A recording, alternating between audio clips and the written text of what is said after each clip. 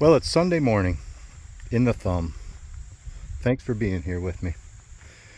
I want to talk to the young generation today. As most of you know who have been following my channel, I'm on my 6th season of farming. I mean, I'm in my mid-50s, and most people in their mid-50s, when they have midlife crises, they buy Corvettes and Harley Davidsons. They don't go into farming.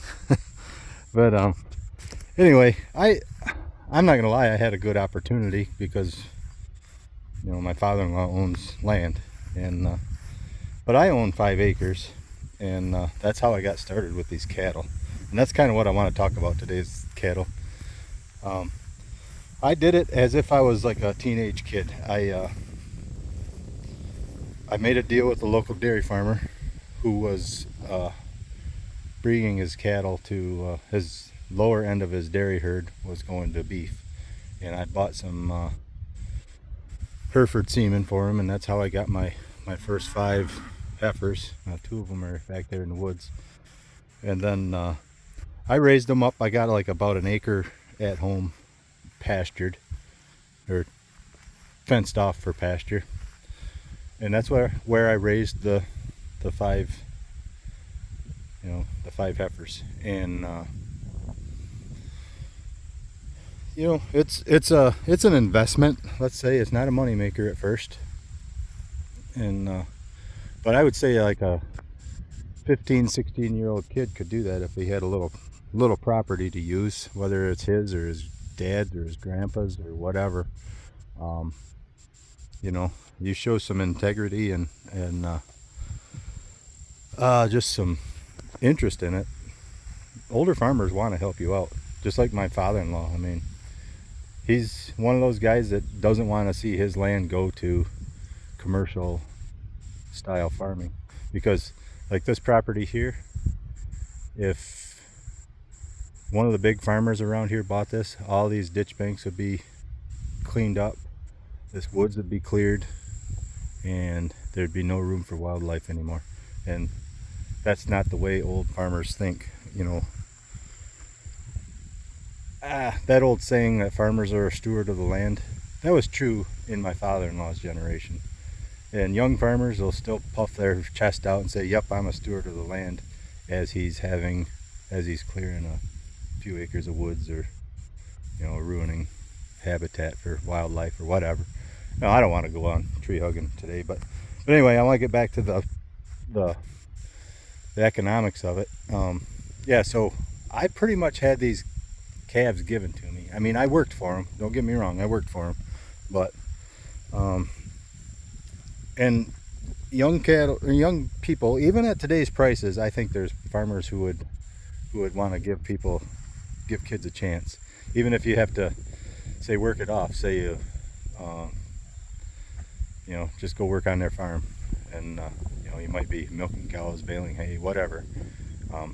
You'll have to do something for it. Nothing's free. Nothing in life is free. Just remember that. But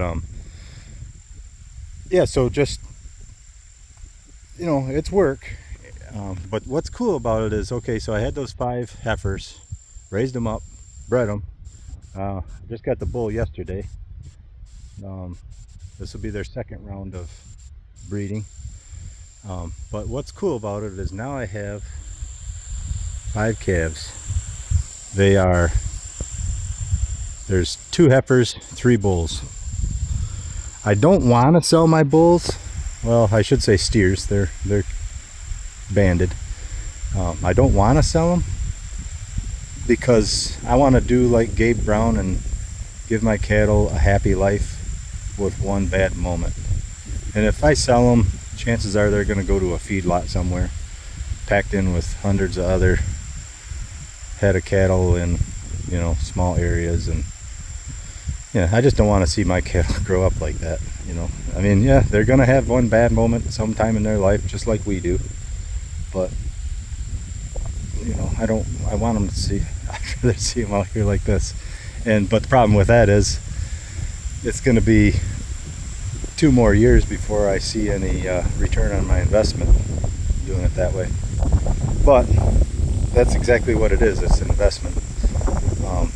I was hoping for 5 heifers instead of what I got, but maybe next time I'll get mostly heifers. We will see. But I just want to kind of a little pep talk to anybody, any young kids who want to farm. There is hope. You have to throw away the status quo. You can't compete with commercial farmers. You just can't do it. You have to kind of create your own little niche. You know, watch some of those YouTube channels, like I guess the one that comes to mind is the Shepherdist, or you know, your Joe Sullivan's and Any Understanding Egg. You know, they talk about stacked enterprises.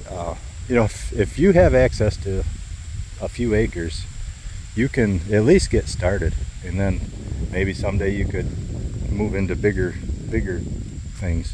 But as far as, say, soybeans, corn, whatever, there's just not enough return on that investment to it's not even worth buying land for if you're not if you don't already have, you know, family that owns land or whatever. Like, you know, I'm not gonna lie, I did, and I'm glad for it. I appreciate it. But if you don't have that, you're not gonna compete with large farmers. And just the investment in the land, the equipment, just the year-to-year investment. You know, I mean, you're gonna be spending, with rent and stuff, you're gonna be spending at least $500 or $600 an acre, and to get maybe $50 or $100 return on that.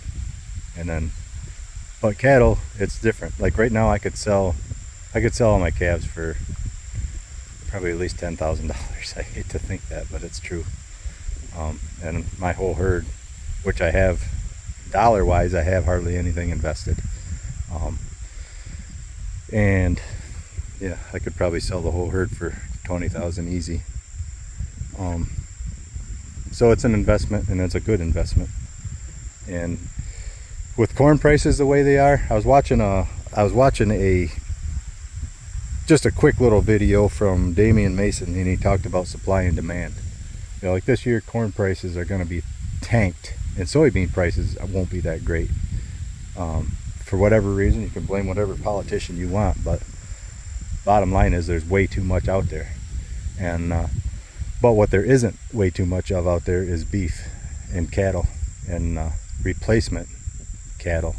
So if you if you were to have a little herd like this, I think it's going to be years before that turns. I mean, that's why I'm kind of reluctant on selling calves right now. I kind of want to just wait it out, sell some grass-fed beef 3 years from now or 2 years from now.